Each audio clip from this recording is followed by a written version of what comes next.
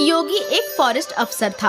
उसकी पोस्टिंग तमिलनाडु के नेलाकोंडा जंगलों में हुई थी और इन्हीं जंगलों में सुर्ख चंदन के दरख्त भी पाए जाते थे। मेरे यहाँ रहते हुए कोई भी सुर्ख चंदन के दरख्तों की चोरी नहीं कर सकता है। जी जनाब, लेकिन वो वरदराजन हर बार कोई नई तरकीब ढूंढ लेता है सुर्ख चंदन के दरख्तों को चुराने का। अब मैं आ गया हूँ ना, अब वो इस जंगल से एक भी सुर्ख चंदन का दरख्त चुरा नहीं पाएगा। अब से मैं खुद दिन रात पेट्रोलिंग करूंगा।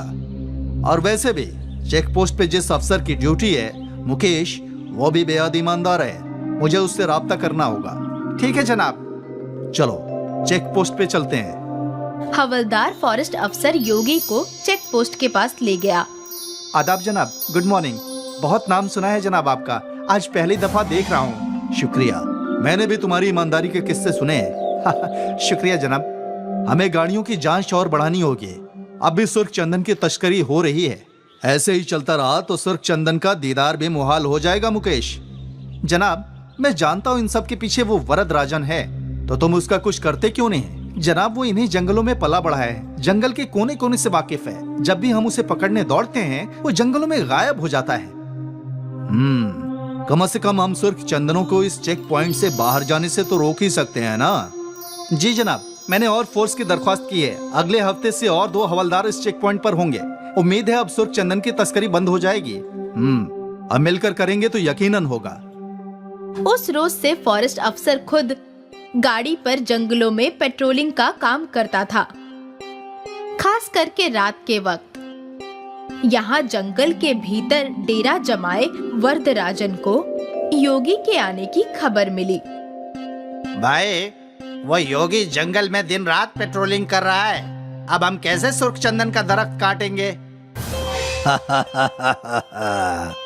हर परेशानी का एक हल होता है छोटे। वरदराजन ने स्वामी के कान में कुछ कहा। फिर रात के अंधेरे में स्वामी फॉरेस्ट अफसर के दफ्तर के बाहर पहुंचा। वो किसी का इंतजार कर रहा था। कुछ देर बाद गार्ड वहां पहुंचा। भाईजान ने तेरे लिए मिठाई भेजी है और इसके बदले बस हमें वक्त वक्त पर इत्तला करते रहना। तुझे हर हफ्ते अपनी मिठाई मिल जाएगी। वाह, भाईजान का शुक्रिया बोलना। हाँ ठीक है। स्वामी खुशी खुशी अपने अड्डे पर लौटा और वरदराजन को सब कुछ बता दिया। अब देखते हैं वो फॉरेस्ट अफसर हमारा क्या बिगाड़ता है। हाँ भाईजान। उस रात से वरदराजन और उसके मुलाजिमों ने सुर्ख चंदन के दरख्तों को काटना शुरू कर दिया और यहाँ गार्ड फॉरेस्ट अफसर की मौजूदगी के मुतल्लिक वरदराजन को इत्तला किया करता था। जिस वक्त फॉरेस्ट अफसर जुनूब की जानिब जाता तो वरदराजन के मुलाजिम शुमाल की जानिब सुर्ख चंदन के दरख्त काट रहे होते और जिस वक्त योगी शुमाल की जानिब पेट्रोलिंग करता वो जुनूब की जानिब दरख्त काटने लगते। ये सिलसिला कई रोज तक जारी रहा। एक रोज की बात है, शुमाल की तरफ से वरदराजन के लड़के सुर्ख चंदन का दरख्त काटकर निकल गए थे। फिर जब योगी वहां पहुंचा तो उसका तवज्जो ताजे कटे हुए दरख्त की शाख पर गया। ऐसा मालूम होता कि ये दरख्त आज ही कटे हैं, लेकिन मैं इतनी देर से पेट्रोलिंग कर रहा हूँ तो मेरी आंखों के नीचे से कोई कैसे ये सुर्ख चंदन का दरख्त काट सकता है? जरूर कुछ गड़बड़ है। योगी ने कुछ नहीं कहा और जीप में बैठकर जुनूब की जानिब चलने लगा। जब वो यहाँ पहुँचा तो यहाँ भी उसने ताजे कटे हुए दरख्तों के शाख देखे। ये शाख भी आज ही कटे हुए हैं, मतलब अभी वरदराजन सुर्ख चंदन के दरख्तों की चोरी कर रहा है। मुझे ये सब जल्दी ही रोकना होगा। गाड़ी चेक पोस्ट पर लो। योगी जीप में बैठ गया और गार्ड ने गाड़ी चेक पोस्ट की जानिब ले ली। क्या हुआ जनाब, आप बेहद परेशान नजर आ रहे हैं। मुझे तुमसे तन्हा गुफ्तगू करनी है। जी जनाब, आइए ना, अंदर बैठकर गुफ्तगू करते हैं। चेक पोस्ट की छोटी चौकी में फॉरेस्ट अफसर योगी और इंस्पेक्टर मुकेश थे। बोलिए जनाब, यहाँ हमारी गुफ्तगू कोई नहीं सुन सकता। मुकेश, अब भी जंगल में सुर्ख चंदन के दरख्त कट रहे हैं। क्या यहाँ से कोई बड़ी गाड़ी गुजरी है? नहीं जनाब, अभी तक तो नहीं, लेकिन कल ये ट्रक आएंगे जंगल में सड़क की तामीर के लिए रेत लेकर। फिर यकीनन सुर्ख चंदन उसी में जाएगा। कल मैं किसी भी हालत में उस ट्रक को इस चेक पोस्ट से बाहर नहीं जाने दूंगा। हाँ, और मैं उस वरदराजन को पकड़ के रहूंगा। ठीक है जनाब। यहाँ जंगल में वरदराजन अपने अंडे पे मंसूबा तैयार कर रहा था। कल रेत वाली गाड़ी सारे सुर्ख चंदन के साथ भरकर बाहर ले जाना है ना? नहीं। अब तक तो उस फॉरेस्ट अफसर को सारे मालूमात मिल गए होंगे। वो कल चेक पोस्ट पर हम सबका इंतजार करेगा। तो अब हम क्या करेंगे? कैसे इन सुर्ख चंदनों को इस जंगल से बाहर निकालेंगे भाईजान? वरदराजन ने अपना मंसूबा तैयार कर लिया था। अगली सुबह रेत की गाड़ी जंगल के अंदर दाखिल हुई। इंस्पेक्टर मुकेश ने फॉरेस्ट अफसर योगी को कॉल करके इसका इत्तला कर दिया। जनाब, ट्रक आ गए हैं, आप भी आ जाइए। ठीक है। वो ट्रक तामीराती साइट पर पहुंचा। यहाँ ट्रक ने सारी रेत अनलोड की और फिर वरदराजन और उसके मुलाजिमों ने उसमें एक सुर्ख चंदन की शाख को लोड कर दिया। यहाँ फॉरेस्ट अफसर और गार्ड जीप में निकले, लेकिन उनके रास्ते में कई और दरख्त गिरे हुए थे। जनाब, दूसरे रास्ते से जाना होगा। ये सब उस वरदराजन ने ही किया होगा। जल्दी चलो, आज उसे पकड़कर ही रहेंगे। वरदराजन वहाँ से निकल गया। अब जब फॉरेस्ट अफसर योगी वहाँ पहुँचा तो ट्रक भी वहाँ से निकल चुका था। चेक पोस्ट के पास ले लो। योगी ने इंस्पेक्टर मुकेश को कॉल लगाया। मुकेश, वो लोग निकल चुके हैं, अब तुम्हें ही उन्हें रोकना होगा। जी जनाब। इंस्पेक्टर मुकेश अपने सारे आदमियों के साथ अपने चेक पोस्ट पर खड़ा हो गया। ट्रक आहिस्ते आहिस्ते चेक पोस्ट की जानिब बढ़ने लगा।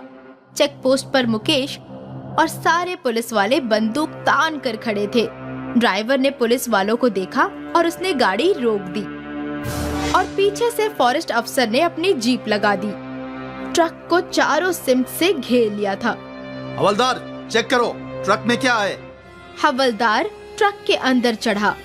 जनाब, यहाँ सुर्ख चंदन तो है, लेकिन एक ही है। क्या? इंस्पेक्टर ने भी ट्रक में चढ़ के जांच की तो वहाँ बस एक ही सुर्ख चंदन की शाख थी। जनाब, आप यहाँ आइए। अब फॉरेस्ट अफसर योगी भी ट्रक में चढ़ गए। वो भी ये सब देखकर हैरान थे। उस वरदराजन ने इस मर्तबा भी हमारे साथ धोखा किया। और यहाँ वरदराजन अपने सारे लोगों के साथ और सुर्ख चंदन की लकड़ियों के साथ दरिया के रास्ते से सुर्ख चंदन की लकड़ियाँ जंगल से बाहर निकाल रहा था। मुझे कोई नहीं रोक सकता। सुर्ख चंदन सिर्फ मेरा है।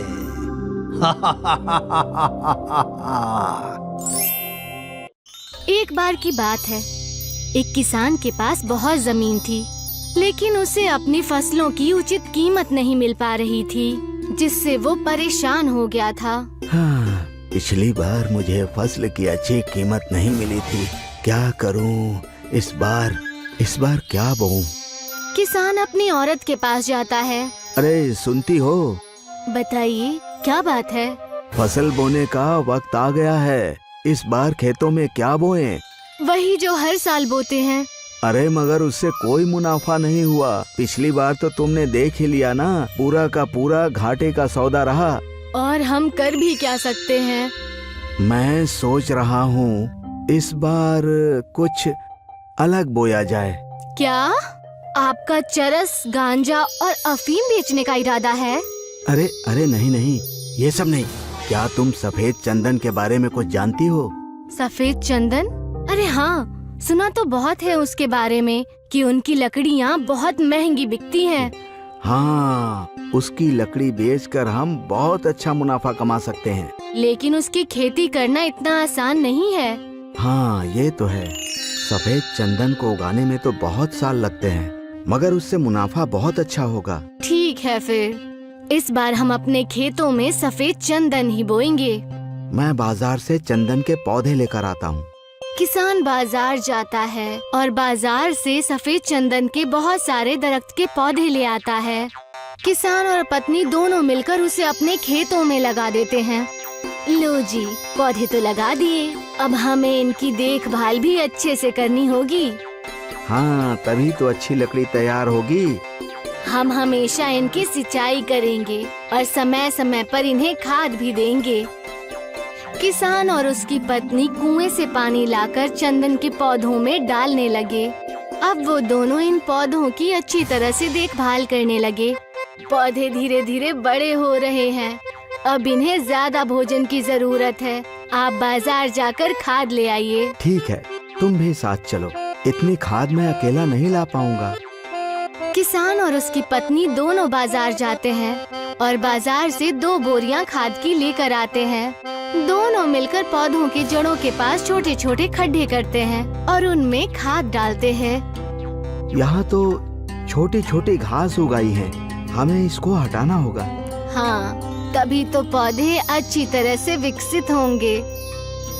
किसान की पत्नी फावड़े से पौधे के पास उगी हुई घासों को हटा देती है और किसान कुएं से पानी लाकर पौधों की सिंचाई करने लगता है। धीरे धीरे वक्त बीतने लगता है और चंदन के दरख्त के पौधे बढ़ने लगते हैं। अरे वाह, हमारी मेहनत रंग ला रही है। देखो पौधे कितने बड़े हो रहे हैं। हाँ, इस बार तो आपने अच्छा दिमाग लगाया। इसमें नुकसान कुछ भी नहीं है, बस थोड़ी मेहनत जरूर है और वो तो हम दोनों मिलकर कर ही लेंगे। हाँ हाँ जरूर, आखिरकार हम हैं तो किसान ही। हम लोग मेहनत नहीं करेंगे तो और कौन करेगा। धीरे धीरे वक्त के साथ पौधे बड़े होते जाते हैं और उन पे ढेर सारी टहनियाँ और पत्ते भी आने लगते हैं। हमें अपने खेतों के चारों तरफ घेराबंदी करनी चाहिए, नहीं तो कोई जंगली जानवर आकर पौधों की सारी पत्तियां खा लेंगे। हाँ, हम आज काम शुरू कर देते हैं, वरना हमारी सारी मेहनत पर पानी फिर जाएगा। किसान और उसकी पत्नी खेतों के चारों तरफ तार से बाड़ करने लगे। वो लोग कड़ी धूप में भी मेहनत कर रहे थे। तुम देखना, एक दिन इस मेहनत का फल हमें बहुत उम्दा मिलेगा। हाँ हाँ जरूर। किसान और उसकी पत्नी ने अपने खेतों के चारों तरफ मजबूत बाड़ कर ली थी, जिससे अब कोई भी जानवर पौधों को नुकसान नहीं पहुंचा सकता था। अब तो बस इंतजार है इनके बड़े होने का। जिस तरह से हम इनकी देखभाल कर रहे हैं, ये पौधे जल्द ही बड़े हो जाएंगे। धीरे धीरे वक्त बीतने लगा और अब पौधे भी बढ़ते बढ़ते दरख्त बन गए और अब इनकी लकड़ी काटने के लिए अच्छे से तैयार हो गई। तभी एक दिन एक सपेरा उस खेत के पास से गुजर रहा था। उसे चंदन की खुशबू आने लगी। अरे यहाँ तो चंदन की बहुत अच्छी खुशबू आ रही है। लगता है किसी ने चंदन की खेती की है। सपेरा आसपास ढूंढने लगता है तो उसे बाढ़ के पीछे खेत दिखाई देता है, जिसमें सफेद चंदन के दरख्त काटने के लिए तैयार हैं, जिसे देखकर सपेरे को लालच आ जाता है। ओहो, तो ये बात है। इन दरख्तों की लकड़ियाँ तो मैं बेचूंगा। सपेरा अपनी टोकरी में से एक सांप निकालता है और उसे चंदन के दरख्त पर छोड़ देता है। सांप को चंदन की खुशबू बहुत पसंद आती है, इसीलिए सांप चंदन के दरख्त से लिपट जाता है। अब वो किसान दरख्त काटने आएगा और सांप को देखकर डरकर भाग जाएगा और फिर मैं ये लकड़ियाँ बेचूंगा। तभी सपेरा देखता है कि किसान और उसकी पत्नी खेतों के तरफ आ रहे हैं। ये देखते ही सपेरा पेड़ के पीछे छिप जाता है। किसान और उसकी पत्नी खेतों के पास आते हैं और उन्हें दरख्त पर सांप लिपटा हुआ दिखाई देता है। किसान की पत्नी सांप को देखकर चिल्लाने लगती है, सांप, सांप, चंदन के पेड़ पर देखो, सांप लटका हुआ है। सांप को इस तरह दरख्त से लिपटा हुआ देखकर किसान भी घबरा जाता है। अब हम लकड़ी कैसे काटेंगे? ये सांप तो दरख्तों को छोड़ेगा ही नहीं और हमारी मेहनत बर्बाद हो जाएगी। हे भगवान, अब हम क्या करेंगे? चलो अभी घर चलते हैं, बाद में देखते हैं। किसान और उसकी पत्नी दुखी मन से घर की तरफ चले जाते हैं। उन्हें वापस लौटता देखकर सपेरा खुश हो जाता है। अरे मेरी तरकीब काम कर गई, दोनों के दोनों भाग गए। अब मैं चंदन की लकड़ियाँ बेचकर बहुत पैसे कमाऊंगा।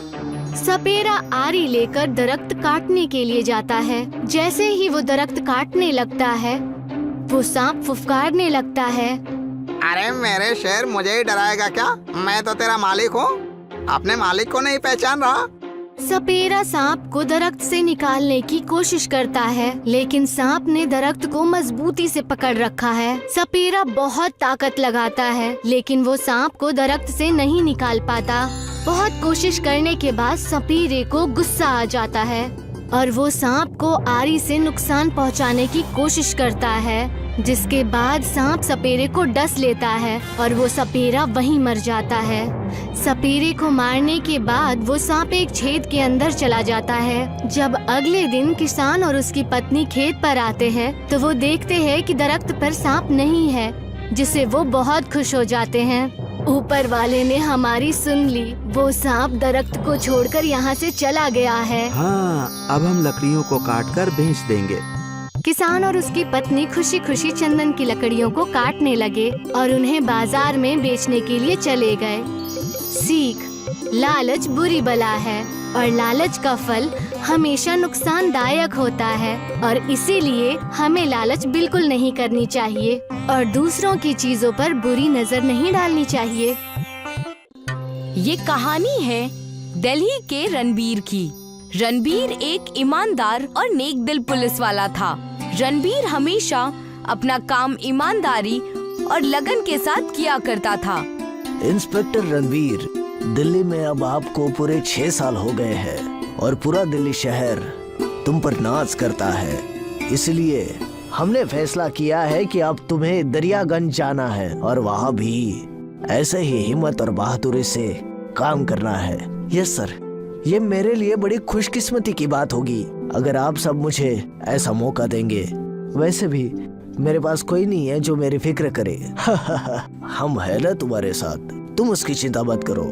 रणबीर अपने बड़े अधिकारी की बात सुनकर दरियागंज जाने की तैयारी करता है और अपनी माँ प्रभा देवी से बातें करने लगता है। माँ, आज तुम मुझसे बात नहीं कर रही, क्यों? गुस्सा हो क्या? मैं तुमसे इसलिए बात नहीं कर रही हूँ क्योंकि तुम झूठे हो।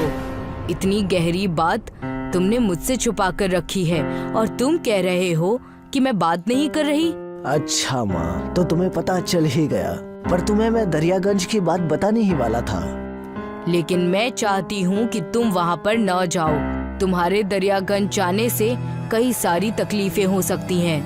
नहीं माँ, मुझे वहाँ जाना ही होगा। बचपन से मैं दरियागंज की कहानी सुनते आया हूँ। पापा भी आखिरी बार वही गए थे, तब से आज तक उनका कुछ पता नहीं चला। मत जाओ बेटा, मत जाओ। रणबीर के बचपन में ही प्रभा देवी की एक हादसे में मौत हो गई थी, लेकिन प्रभा देवी की रूह रणबीर से तस्वीर के जरिए बात किया करती थी। तुम किसान फिर से मेरे घर आ गए। मैंने कहा ना, मैं लगान की रकम में एक ढेला भी कम नहीं करने वाला। मालिक, हम पिछले साल के कर्ज अब तक नहीं चुका पाए हैं। अब 4 गुना लगान कहाँ से देंगे? किसान खेती करना ही बंद कर देगा। देखिए, इसमें मैं आपकी कोई मदद नहीं कर सकता। मेरे हाथ में कुछ भी नहीं है। सारे किसान समझ जाते हैं कि जगत से बात करने से कोई हल नहीं मिलेगा और वो सारे मिलकर धर्मवीर के पास जाते हैं, जो दरियागंज के सबसे इज्जतदार और बहुत बड़े नेता हुआ करते थे। अगर तुम्हें किसानी करनी है तो तुम्हें नियमों का पालन करना ही होगा। दरियागंज का एक ही उसूल, जो मैंने कह दिया वो करना ही होगा। इससे हमारी लागत नहीं बचेगी मालिक। धर्मवीर ने अपने 2 मुश्तंडे नौकरों को वहाँ पर बुलाया और कहने लगा, बाहर निकाल दो इन निकम्मों को, मैं इन्हें देखना ही नहीं चाहता यहाँ पर। 2 मुश्तंडे आकर सारे किसानों को बाहर निकालने लगे। बाहर निकलो, पता नहीं कहाँ से भीख मांगने आ जाते हैं। सारे किसान हताश और मायूस होकर वहाँ से चले गए। उसी दिन रणबीर की दरियागंज में पोस्टिंग हुई थी। भैया, दरियागंज चलोगे? जी जरूर चलेंगे भैया, 30 रुपए देने होंगे। उतने में ही वहाँ पर कुछ गुंडे आ गए और रणबीर को भोला भाला समझकर पैसे लूटने की कोशिश करने लगे। 30 रुपए नहीं, पूरे 300। पर ये भाई साहब तो सिर्फ 30 कह रहे हैं। अब तो बेटा पूरे 500 रुपए लगेंगे, और चाहे तुम जाओ या ना जाओ, आप एक आम इंसान से उसके पैसे नहीं छीन सकते। सारे गुंडे रणबीर के साथ जोर जबरदस्ती करने लगे। कैसे नहीं देगा पैसे? मैं भी देखता हूँ। ये आप सब गलत कर रहे हैं, ये सरासर जुल्म है। कोई मेरी मदद करो, कोई मेरी मदद करो। रणबीर सबसे मदद मांगता है, लेकिन कोई भी आगे आकर मदद नहीं करता। तब जाकर रणबीर एक गन्ने की दुकान से कुछ गन्ने ले लेता है और उन गुंडों की उससे खूब धुलाई करता है। अरे तुम इतनी सी बात के लिए मार क्यों रहे हो? अब से तुम कभी किसी के भी पैसे नहीं छीनोगे, समझ गए? लेकिन तुम हो कौन? इस शहर का नया इंस्पेक्टर रणबीर। रणबीर के मुंह से ये सुनकर सारे गुंडे दुम दबाकर भाग जाते हैं। एक तरफ रणबीर को दरियागंज के रिश्वतखोरी की खबर हो जाती है, दूसरी तरफ धर्मवीर नई चाल चल रहा था।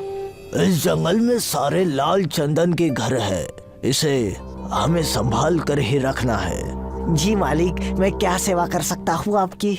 मैंने सुना है कि थाने में नया दरोगा आया है। हमें इस लाल चंदन के गांव को गुप्त रखना पड़ेगा, वरना हमें दिक्कत हो जाएगी। रणबीर को दरियागंज में आकर पूरे 10 दिन बीत चुके थे।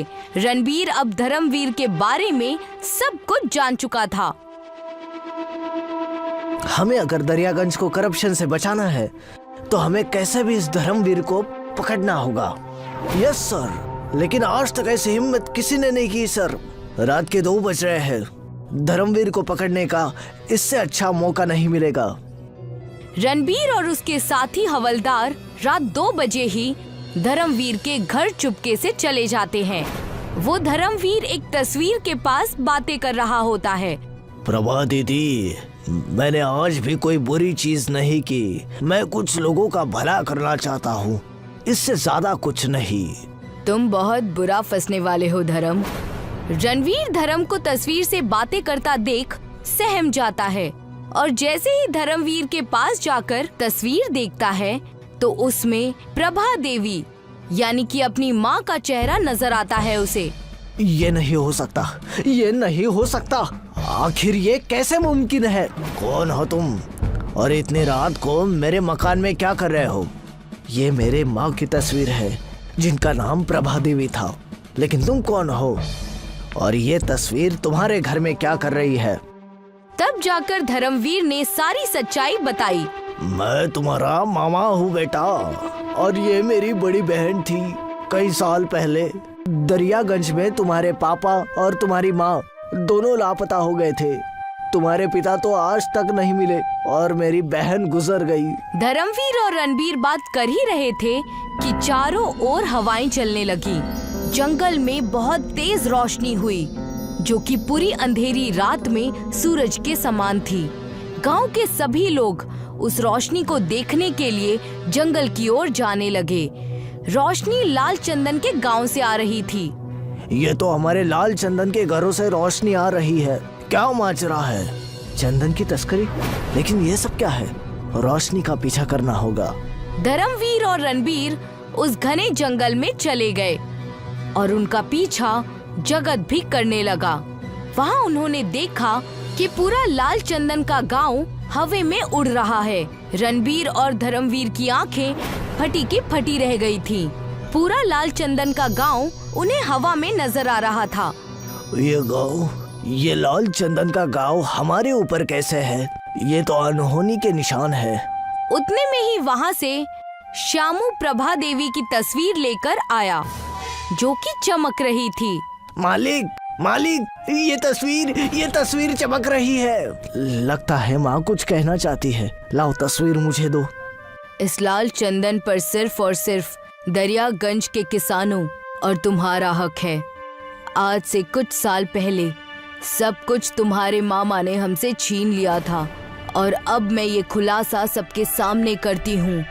प्रभा देवी ने जैसे ही तस्वीर से इतना कहा, वहाँ पर रखी लाल चंदन हथकड़ी के रूप में बदल गई और धर्मवीर को उस हथकड़ी में कैद कर लिया। देखा मामा, मुझे आज भी याद है जब बचपन में आप मेरे खानदान को तंग किया करते थे। मुझे छोड़ दो, मुझे जाने दो, मैं ये देश छोड़कर चला जाऊंगा। जैसे ही धर्मवीर मामा को हथकड़ी लग गई, लाल चंदन का गांव बादलों से नीचे आ गया और जंगल के बीचों बीच एक शानदार लाल चंदन का गांव नजर आने लगा जिसका पहरा रणबीर के पापा धर्मेंद्र कर रहे थे। रणबीर अपने पापा को पाकर बेहद खुश हो गया। पिताजी, आप इतने सालों से इस लाल चंदन के गांव में कैद थे। तुम्हारे मामा ने मुझे बंदी बनाकर रखा था ताकि मैं दरियागंज की जमीन ना हड़प लूं। आज तुम्हारी वजह से मैं आजाद हूँ। तुम्हें यहाँ आने से तुम्हारी माँ इसीलिए रोक रही थी। वो नहीं चाहती थी कि तुम कोई दुश्मनी मोल लो। सारे गांव वासी लाल चंदन के घर में रहने लगे और किसानी करके अपनी जिंदगी बहुत ही खुशहाल तरीके से गुजारने लगे। धर्मेंद्र अब दरियागंज में ही रहने लगा। सरकार ने रणबीर को अब इंस्पेक्टर से शहर का एसीपी बना दिया।